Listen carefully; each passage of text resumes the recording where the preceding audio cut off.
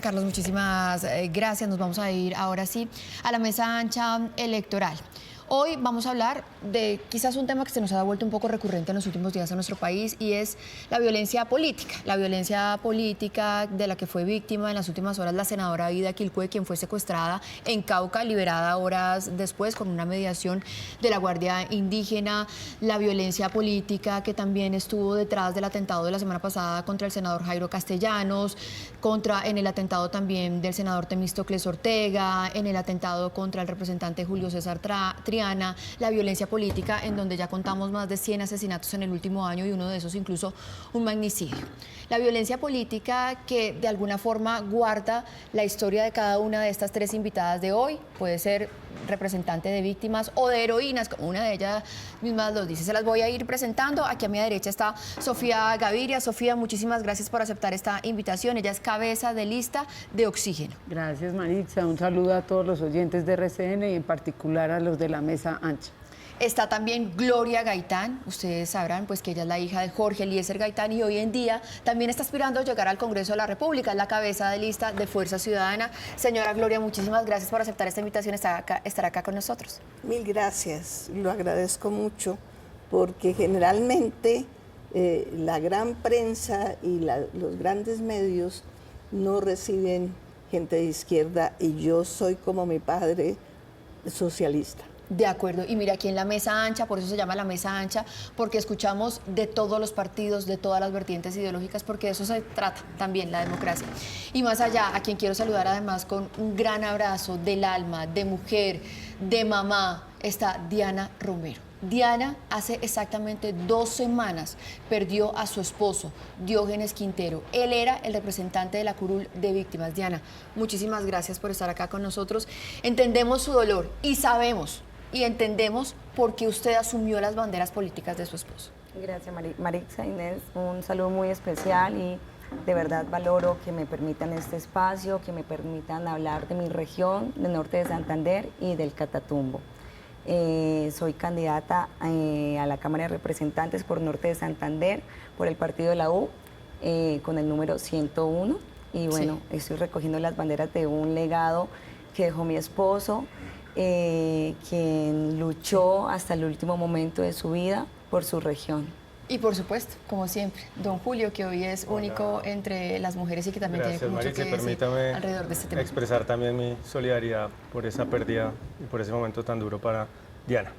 Pues arranquemos justamente con Diana, porque esta es una de sus primeras apariciones en prensa después de este momento tan doloroso que vivió y que sigue viviendo. Diana, ¿cómo en medio de un país que se levanta a veces con tanta violencia, usted decide asumir las banderas políticas de su esposo? ¿Y cómo ha sido hacer campaña en medio de un país que a veces parece tratar de silenciar al otro con las armas, con las balas? Sí, Maritza, la verdad, en medio del dolor, en medio de una situación tan difícil que es enterarte de la muerte de tu esposo de esa manera tan dolorosa, tan trágica, tan inexplicable, ¿no? Para nosotros era una rutina esos viajes, era la cotidianidad de nuestra vida, porque descubrimos el gusto por servirle a la gente, por trabajar por la gente. Diógenes amaba su región, era muy orgulloso de ser campesino, un defensor total de quienes no tenían esa posibilidad de alzar su voz. Sí. Y fueron años de trabajo, de luchas, de sacrificio, y un sacrificio que aparte no solo era de él, o sea, era en familia. Yo caminé junto a él, trabajé junto a él, conocimos frente a frente, cara a cara, todo lo que vive la región del Catatumbo, norte de Santander, con sus diferentes dinámicas, tanto migratorias como del conflicto armado, que para nadie es un secreto. Sí. Y por eso le quiero preguntar, ¿cómo está el Catatumbo hoy en día? Porque hace un año la historia que estábamos contando un día como hoy era la mayor crisis humanitaria de nuestro país por cuenta del enfrentamiento entre los grupos armados. Sí, ha sido y no ha parado, Maritza. Las personas siguen desplazándose, las personas siguen siendo violentadas. Es una situación bien compleja que estamos viviendo en la región. Y Diógenes había alzado esa voz y esas banderas por ellos venía haciendo un trabajo muy importante por ellos.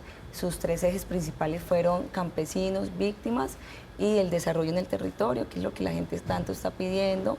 Luego ya sí se amplió un tema más en juventudes, en ruralidad, en zona fronteriza, y esa era sus propuestas, era su manera de trabajar. Y realmente, como yo les estaba contando, un caballero en la política, un tipo que hacía política trabajando con sus ideas. Así aprendimos a hacerlo y entendimos que la política sí se puede hacer de una forma distinta. Sí. Y nunca dejamos de ir al territorio, nunca dejamos de caminar nuestros municipios, de hablar con la gente, de escucharlo, de entender verdaderamente cuál es la realidad, ¿sí? Sí. Porque quizás a veces desde Bogotá o desde un escritorio, desde otros escenarios, no podemos comprender y no podemos entender qué es lo que está viviendo regiones tan complejas como el Catatumbo. Mire, definitivamente con Diana les prometemos vamos a tener una entrevista mucho más amplia para que nos cuente su historia de vida, pero pues tengo que ir con mis otras invitadas en la mesa ancha. Señora Gloria, por fuera de cámaras estábamos hablando un poco que también la forma de convertir la historia de nuestro país, de transformarla, de hacer que evolucione, es entender que las víctimas no son víctimas y no se deben quedar ahí, sino que deben ser entendidas también como unas heroínas. ¿Cómo se trabaja para eso desde esa aspiración que usted tiene hoy de llegar al Congreso de la República? Sí, yo creí que yo no volvería al Congreso. La última vez que fui parlamentaria, al salir, pensé que no regresaría, que no quería regresar. ¿Y por qué no quería regresar? Porque la democracia representativa no representa al pueblo. Sí. El pueblo tiene unas ideas, tiene unos deseos, y ahora yo quiero ser la vocera de lo que quiera la gente, presentar proyectos de ley que me presente la gente, de manera que vamos a pasar muy pronto de la democracia representativa a la democracia directa. Sí. Donde el ¿Usted pueblo está de sea acuerdo el con que una mande. Asamblea Nacional Constituyente, por ejemplo? Yo sí, es que no hay otra forma de cambiar las estructuras de Estado. Y la democracia representativa nace con la Revolución Francesa, Sí. que la Revolución Francesa es, como era lógico para su época, una revolución de los burgueses, Sí. para los burgueses, con los intelectuales, pero no era para el pueblo pobre y necesitado. Sí. En este momento, la democracia debe ser una democracia directa donde todos podamos ser ciudadanos. Doña Gloria, y quizás para cerrar las heridas de la violencia o para cerrar este capítulo de la violencia, ¿qué es lo que se puede hacer en nuestro país? Que la gente tenga poder de decisión y no que dependa de unos parlamentarios que prometen muchas cosas durante la campaña y que por lo general, no todos, pero por lo general son bastante corruptos. Y yo tengo el orgullo de que hay un fallo del Consejo de Estado donde me declaran, después de una gran investigación, como totalmente limpia de haber manejado recursos públicos y no haberme robado ni un centavo, al contrario. Cuando hacía falta plata, yo ponía de mi bolsillo. Miren, y vamos ahora con Sofía Gaviria. Yo sé que Sofía ha sido muy vocal en el tema de la necesidad también de la representación que necesitan las víctimas, las verdaderas víctimas de este país, incluso después de lo que terminó acordándose en las negociaciones en La Habana, en donde las curules las tuvieron, pues fueron, digamos, los excombatientes de las FARC. Y ella hoy, como víctima de las FARC, también está reclamando ese espacio. Por eso hoy es cabeza de lista. Sofía, bienvenida. Gracias, Maritza. Sí, claramente, mire, Gloria es una mujer excepcional, pero está con el partido de comunes, quienes son los grandes victimarios de este país. No se ha hablado de la proporción de víctimas que dieron que hicieron, que están haciendo y que hicieron en este país las FARC. Y eso es lo que queremos hacer en el Oxígeno y por eso agradezco estos espacios. Gloria, yo estoy cansada de oír izquierda y derecha, porque además, si crees que han tenido poquita participación, ¿por qué tenemos un presidente de izquierdas? Y no solo de izquierdas, sino que fue guerrillero, porque una cosa es tu militancia de izquierdas completamente pacífica y otra muy distinta, secuestrar, masacrar, reclutar niños, muy distinta. Entonces,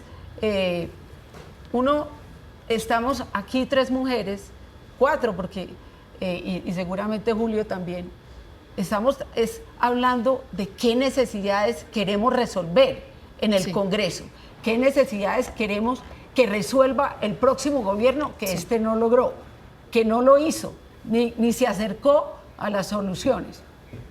Y estoy de acuerdo, necesitamos una democracia más participativa, real, más directa. ¿Y cómo se empieza eso? Descentralizando este país, dándole poder a las regiones y a los alcaldes. Lo que decía Diana, es decir, que no lo escuchan, que no se sabe qué pasa en el territorio, la queja. O sea, una queja necesita voz que gracias a medios como RCN se escucha, para que se esclarezcan los hechos en los que murió su marido, que aparentemente es un accidente, pero puede ser otro atentado de ese territorio victimizado. Entonces, lo que buscamos es mayor representación de los territorios, mayor claridad en los hechos y mayores demócratas participando, comprometidos por las soluciones de los colombianos. Señora Gloria, yo creo que aquí hay un reclamo muy específico que quizás usted pues quisiera responder, porque Sofía está diciendo en su lista, digamos, o parte de su lista es coavalada por comunes que son los herederos de las FARC y se le está dando casi que prioridad a los excombatientes y no a las víctimas. ¿Usted qué responde frente a eso? Bueno, yo sí creo que hay que defender. Yo no hago parte de comunes, yo hago parte de un pacto. Sí, un acuerdo. Nuestro color es el anaranjado. Es un partido de izquierda. Sí. Pero sí hay gente de comunes en la lista y a mí me parece importantísimo que ellos guarden su movimiento, porque si lo perdieran por falta de votos, significaría que los que están en este momento de guerrilleros dijeran no vale la pena desmovilizarse. Claro. Y los comunes, se desmovilizaron, pasaron a la paz y no les perdonan haberse pasado al lado de la paz. No, Gloria, perdóname, lo que no les perdonamos son la impunidad, las mentiras que han dicho en la JEP y las mentiras que han hecho con la reparación. Lo que no perdonamos es todo lo contrario, que siendo un pacto de La Habana generosísimo con ellos, lo han violado. Sí, no. Y además, en todo caso, no podemos, Maritza, no puedo dejar pasar una idea de que porque no logran en las urnas lo que lograron por las armas, vayan a volver a las armas y tengan justificación. Eso no se puede decir acá. La única aspiración de una negociación no tiene que ser, digamos, el poder político, pero intentemos también esa izquierda democrática que es la que quiere aquí rescatar y resaltar. Gloria Gaitán, tengo que darle la palabra con todo muy el rápidamente respeto también a Julio. pues, para la señora Gloria, pero no puede ser que haya el condicionamiento a que ganen en las urnas para que no retornen a las armas o para que se mantengan las armas. Ni esa puede ser una excusa para mantener a personas secuestradas o asesinar. Pues no, eso no es una democracia, de todas maneras. Y decir... Entiendo que la señora Gloria tampoco hace parte de comunes, pero pues en su lista hay personas de una organización que desafortunadamente y contrario a las promesas, pues no restituyeron, no repararon y lo más importante, ni siquiera se han arrepentido. Tanto no se arrepintieron que comunes inicialmente se llamaba FARC, o sea, usaron las mismas siglas con las cuales asolaron el país. Maritza, eso sí, dicho todo esto, pues sobre el tema de la violencia, yo creo que hay que tener unos puntos en común. No nos vamos a poner nunca de acuerdo con la señora Gloria ni con los sectores que ella representa, con el tema de la democracia representativa y con el socialismo, por supuesto que no, pero nos podemos poner de acuerdo en que no somos enemigos, en que no nos podemos agredir unos a otros y que podemos mantener la discusión en este plano que estamos acá, que es el plano de las ideas. Ustedes no se creerán que ya casi vamos en 20 minutos. Yo trato de interpretar, creo que es un punto fundamental fundamental en el que todos nos ponemos de acuerdo, y es que es mejor que las FARC esté desmovilizada y esté, digamos, utilizando la palabra política y no el arma, levantándola contra el otro. Creo que ese es el punto que está tratando aquí de poner sobre la mesa la señora Gloria Gaitán y en el que todos Exacto. estamos de acuerdo. Diana, yo quiero volver con usted porque Sofía también acaba de decir algo que es muy importante, que creo que viene también aquí a la mesa en medio de toda esta discusión de lo que está pasando en nuestro país, y son las investigaciones y el acompañamiento que le han dado a usted después del accidente, si es que fue un accidente, porque usted mismo me estaba contando por fuera de cámaras que existen las dudas de que haya sido un accidente en donde murió Diógenes. Sí, la verdad es que, bueno, pensar en todo esto también es muy difícil, pero pues hay una realidad y yo hoy más que cualquier otra cosa pido y exijo es que la investigación sea una investigación de verdad seria, comprometida, en honor y por la dignidad de esas víctimas y sus familiares, que nosotros solo buscamos es la verdad de qué fue lo que ocurrió. Yo lo he manifestado muchas veces, no he tenido la verdad como que tengan contacto con nosotros, las familias, que nos estén informando, que sepamos qué es lo que esté pasando, no. Entonces, bueno, alzo la voz sí, por las 15 familias que estamos pasando por esta tragedia, para que podamos saber pronto y con una verdad clara de qué fue lo que pasó. Sí, y finalmente, Diana, yo quiero preguntarle por usted como mujer y por usted como mamá, ¿cómo está viviendo este duelo? ¿Cómo se lo está explicando a sus hijos de 1 y de 4 años? Sí, es bien difícil, pues el de 1 año pues es un bebé que pues tendré que darle muchas explicaciones y además buscar la manera de cómo puede él entender quién fue su papá, cómo fue su papá y más que la figura como papá, porque era un gran papá.